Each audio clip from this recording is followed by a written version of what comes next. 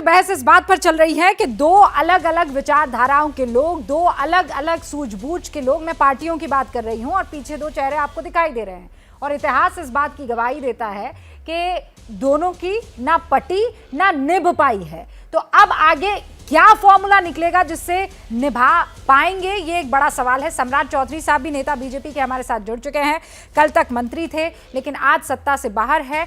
सम्राट चौधरी साहब, राजीव रंजन जी अभी जब आप पर आरोप लगा रहे थे, आप नहीं थे, और इसीलिए 2 लाइनों में मैं आपको समझा देती हूँ। आपको गठबंधन धर्म, दोस्ती यारी का धर्म निभाना नहीं आता है, आप अपने साथियों का सम्मान नहीं करते बीजेपी, इसीलिए रास्ता चुना उन्होंने आपसे दूर होने का और सत्ता में किसी और के साथ जाने का, यह आरोप लगाया है जेडीयू ने आपको। रूबिका जी, हमको तो हंसी आती है। मैं तो 1996 से नीतीश कुमार जी को देख रहा हूँ। बिहार में समता पार्टी को मात्र 7 सीट आया, मैं उन दिनों से देख रहा हूँ, और मैं तो लंबे समय से बिहार की राजनीति में नीतीश कुमार जी को देख रहा हूँ। ये ऐसे नेता हैं जिनका कोई सिद्धांत नहीं, ये किसी के साथ जा सकते, ये ध्यान रखिए। इस व्यक्ति को यदि पाकिस्तान में भी प्रधानमंत्री बनाने की बात होगी, वहां भी चले जाएंगे, एकदम गारंटेड।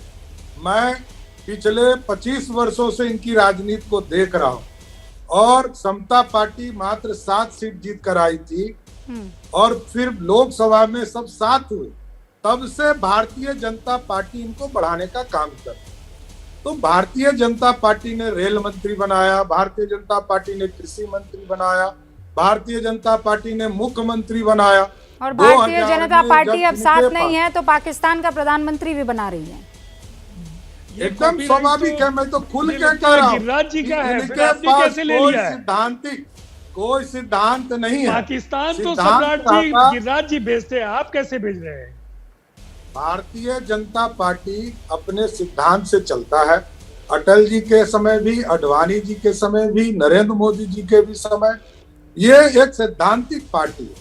1952 में जो पार्टी कहती थी वही आज कहती है। 370 हटाएंगे, नहीं, लेकिन 370 हटाया, लेकिन मुझे ये ना तो मुझे ये बताइए ना सम्राट साहब, कि आपको ये नहीं पता कि आप जिनको सम्राट बना रहे हैं वो पाकिस्तान में भी साथ ले लेंगे और प्रधानमंत्री वहां के भी बन जाएंगे, और अभी इतने सालों तक आपको इस बात का एहसास नहीं था, तब आपको उनके इस वाले किरदार का पता नहीं था।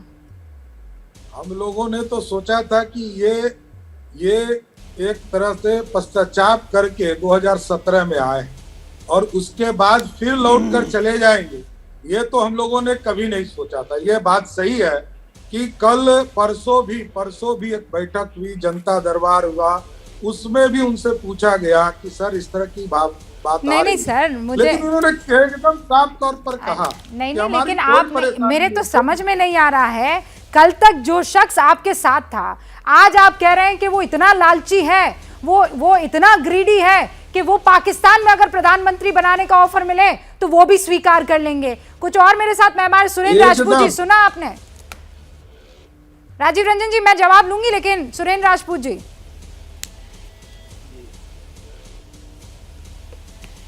देखिए रूबिका जी, सबसे बड़ी बात यह है भारतीय जनता पार्टी की, जो इनके साथ रहे वो देशभक्त और जो इनके साथ छोड़ दे वो देशद्रोही। ये लोग तो देशभक्ति का सर्टिफिकेट बांटने की बात करते हैं। अब मैं अगर भारतीय जनता पार्टी के विद्वान प्रवक्ता से पूछूं कि आज तक ऐसे एजेंटों को आपने क्यों रखा हुआ था, अगर वो एजेंट थे उस तरीके के, और या आप उनसे बड़े लालची थे? आप पाकिस्तान का, आप बांग्लादेश का, आप चीन का, यूक्रेन का या अफगानिस्तान का प्रधानमंत्री पद अगर मोदी जी को कोई बनाने लगे तो बन जाएंगे? किस तरीके की भाषा का इस्तेमाल कर रहे हैं, वो भी अपने 2 दिन पुराने साथी के साथ में? देखिए, नीति नियम सिद्धांतों की बात कीजिए, आप कहिए कि साहब इस तरीके की बात हुई थी, ऐसा हुआ था, लेकिन इस तरीके का एक अनर्गल और मिथ्या और नीच आरोप लगाना तो मेरे ख्याल से किसी भी नेता के लिए, ना भाजपा के, ना कांग्रेस के, ना सपा के, और ना ही नीतीश जी के लिए उचित है। यह क्षमा मांगनी चाहिए भारतीय जनता पार्टी के नेता को। एक बात। दूसरी बात जो सबसे बड़ी बात है, 2015 में भारतीय जनता पार्टी अपहरण कराती है जनादेश का। भारतीय जनता पार्टी महाराष्ट्र में अपहरण कराती है जनादेश का, भारतीय जनता पार्टी जो है कर्नाटक में अपहरण कराती है जनादेश का, गोवा में अपहरण कराती है, उत्तराखंड में अपहरण कराती है जनादेश का। हाँ। भारतीय जनता पार्टी मध्य प्रदेश में ज्योतिरादित्य सिंधिया को मोदी जी गले लगा करके क्या नाम वहां की सरकार गिराते शुक्र हैं। है जिस समय कोरोना काल था तो शुक्र तब है भारतीय जनता पार्टी के सारे हाँ सुरेंद्र राजपूत जी, तो शुक्र है अब ये जो कुछ दिनों पहले तक लोकतंत्र गायब हो गया था हिंदुस्तान से, वो अब यहाँ पर जब जनादेश को बिल्कुल पलट दिया गया है, लोकतंत्र लौट आया है। अब हम सबको खुशी मनानी चाहिए क्योंकि आपके 19 विधायक सरकार में आ गए हैं। जैसे ही घड़ी का काटा दोपहर 2:30 पे आए, बबीता जी का दिल सास बहू साजिश के लिए मचल जाए। और ये है इनकी बहू, पूरे दिन ऑफिस की टेंशन हो जाए गॉन जब ये करें अपना फेवरेट शो फ्री टाइम पे ऑन। इनकी तरह आप भी देखिए अपना फेवरेट शो अपने टाइम पर और डाउनलोड कीजिए एबीपी लाइव ऐप अपने स्मार्ट टीवी पर।